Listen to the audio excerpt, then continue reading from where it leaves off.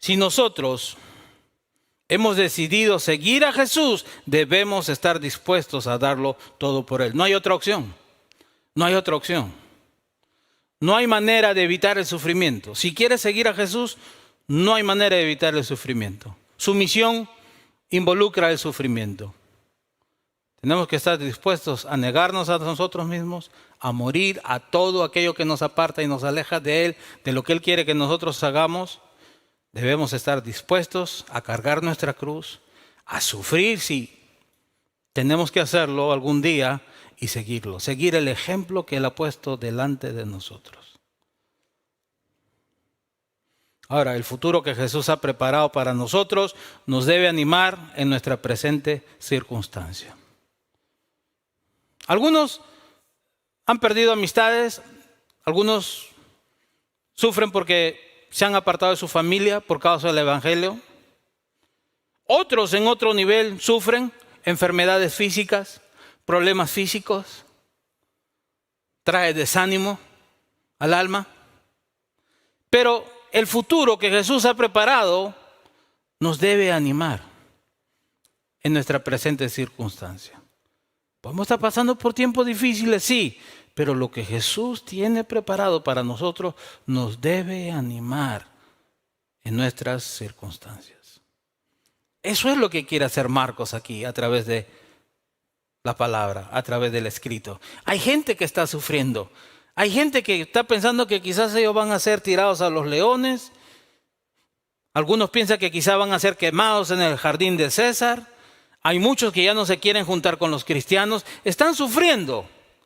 Y sin embargo, Marcos, por medio de la palabra, quiere animar a su audiencia, mostrándole quién es Jesús, qué involucra seguir a Jesús y qué es lo que Jesús tiene preparado para cada uno de ellos.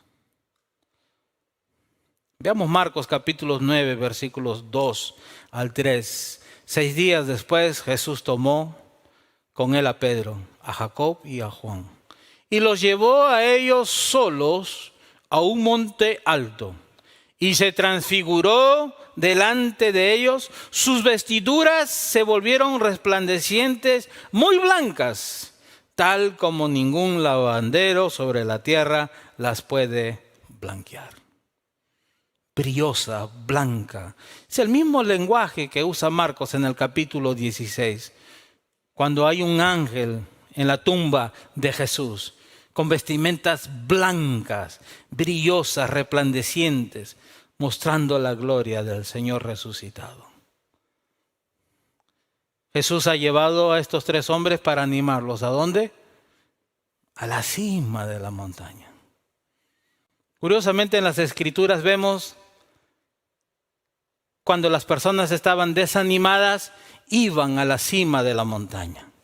Vemos a Moisés en la cima de la montaña hablando con el Señor. Vemos a Elías desanimado porque lo estaban persiguiendo en la cima de la montaña, hablando con el Señor. Moisés y Elías estaban en la misma montaña. Uno años mucho más antes y otros años mucho después, en la montaña del Señor en Horeb. Y ahora se van a aparecer aquí con Jesús, con el Señor. Note esto, note lo que hace Marcos. Elías estuvo en la presencia del Señor. Moisés estuvo en la presencia del Señor. Y estos dos, ahora en la presencia del Señor Jesús, en la cima de la montaña. Versículos 4, y se les apareció Elías junto con Moisés y estaban hablando con Jesús. ¿No dice las Escrituras que Moisés estaba muerto, fue enterrado por Dios en Deuteronomio capítulo 34? Sin embargo, vemos aquí a un Moisés resucitado en toda su gloria. Vemos a un Elías ya resucitado, con un cuerpo en toda su gloria, resplandeciente. Jesús les está dando una mirada de la gloria que hay por venir. Un cuerpo perfecto, sin dolor, sin sufrimiento, sin más debilidad hacia el pecado. Ese cuerpo ya no va a luchar más con el pecado, va a poder adorar a Dios con todo su ser. Un cuerpo que ya no se va a enfermar, ya no se va a envejecer. Jesús les está dando una vista panorámica de lo que viene en el futuro a los discípulos. Jesús resplandeciendo con Elías y Moisés resucitado. Y es Moisés quien en Deuteronomio capítulo 18 habla de Jesús hacia el futuro. Dice, cuando venga uno como yo, cuando Él hable, a Él escuchen, a Él sí escucharán. Y sin embargo vemos aquí a Moisés, al lado del Mesías, el Señor. Versículo 5, Pedro no sabe qué hacer, está nervioso. Entonces Pedro dijo a Jesús, Rabí. Note lo que hace Pedro. Pedro primero lo llama a Cristo, pero en realidad Pedro no entendía quién era Jesús. Rabí, es bueno que estemos aquí. Hagamos 3 enramadas, una para ti, otra para Moisés y otra para Elías. Porque él no sabía qué decir, pues estaban aterrados. A veces yo me arrepiento de haber dicho tantas cosas, pero también me alegro de que muchas veces me quedé callado cuando tenía que hacerlo. A veces es bueno hablar, pero a veces es mucho mejor callar y escuchar cuando no entendemos algo. Pedro aquí no entiende lo que está pasando. Y sin embargo, él en su desesperación quiere quedarse en la montaña con Elías, con Moisés y Jesús. No porque no quiere bajar, sino que él no entiende lo que está pasando. Y para darle una clarificación a Pedro y a los discípulos, viene la voz de Dios, del Padre mismo. Jesús le preguntó a los discípulos, la gente, ¿qué dice la gente? ¿Quién soy yo? ¿Quién dicen ustedes que soy yo? Y ahora Dios, el Padre, va a responder, ¿quién es Jesús? Versículo 7.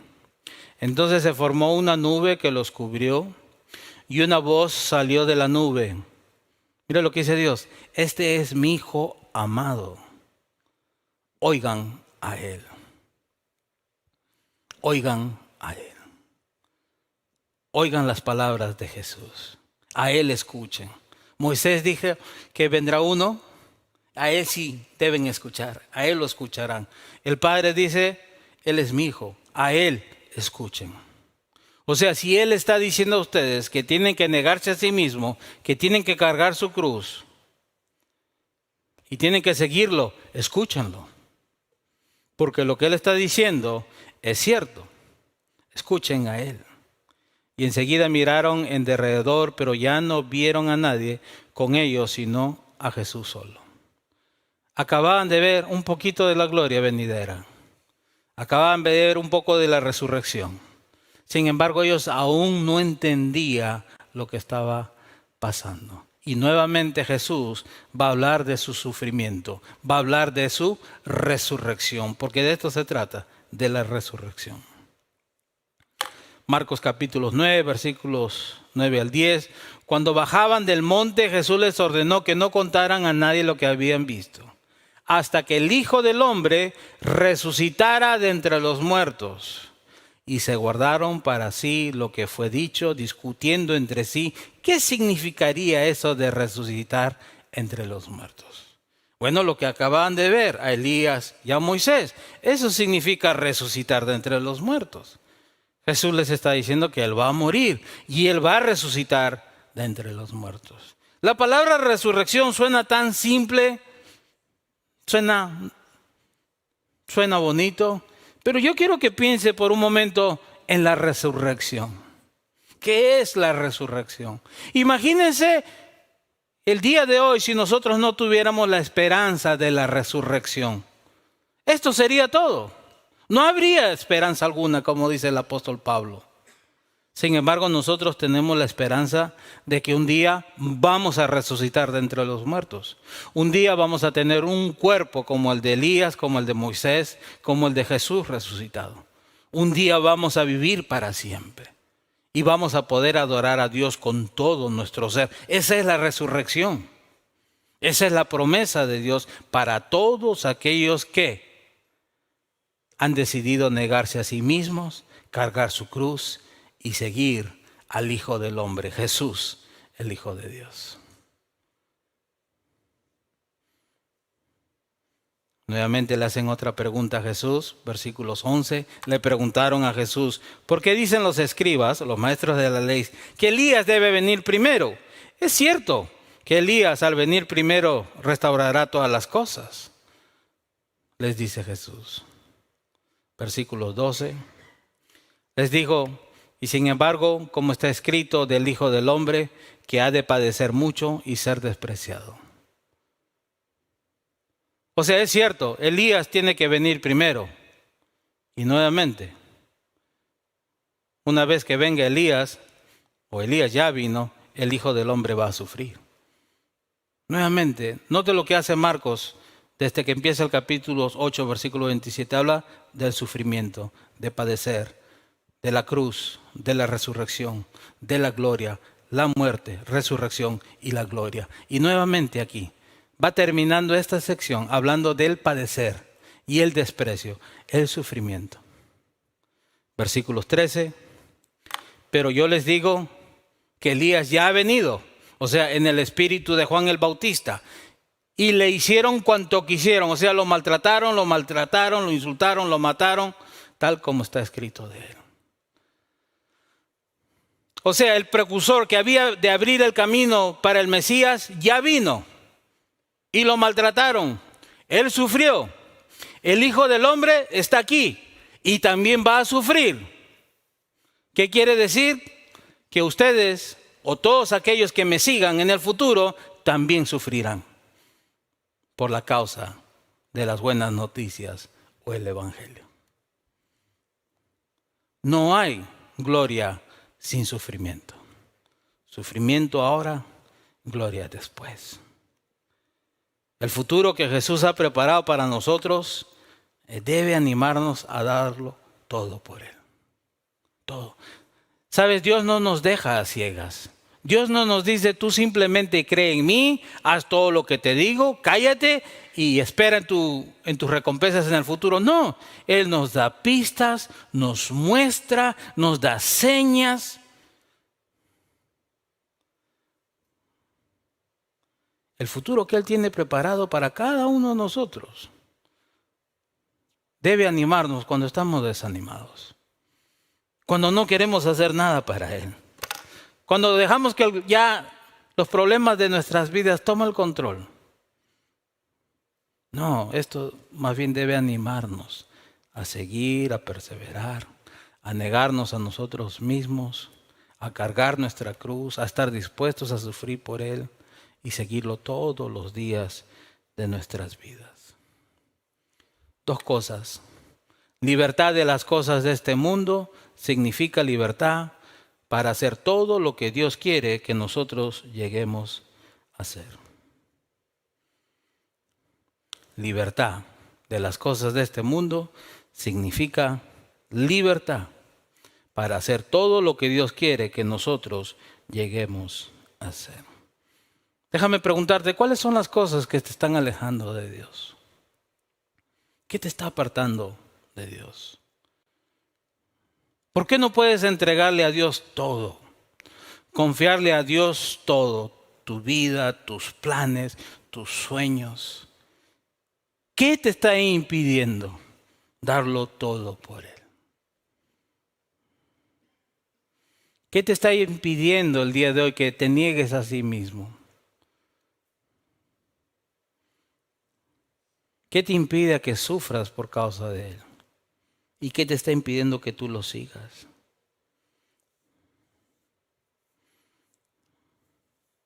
Sabes, nosotros tenemos que identificar esas cositas en nuestras vidas que no nos están haciendo bien y ver cómo deshacernos de ellas.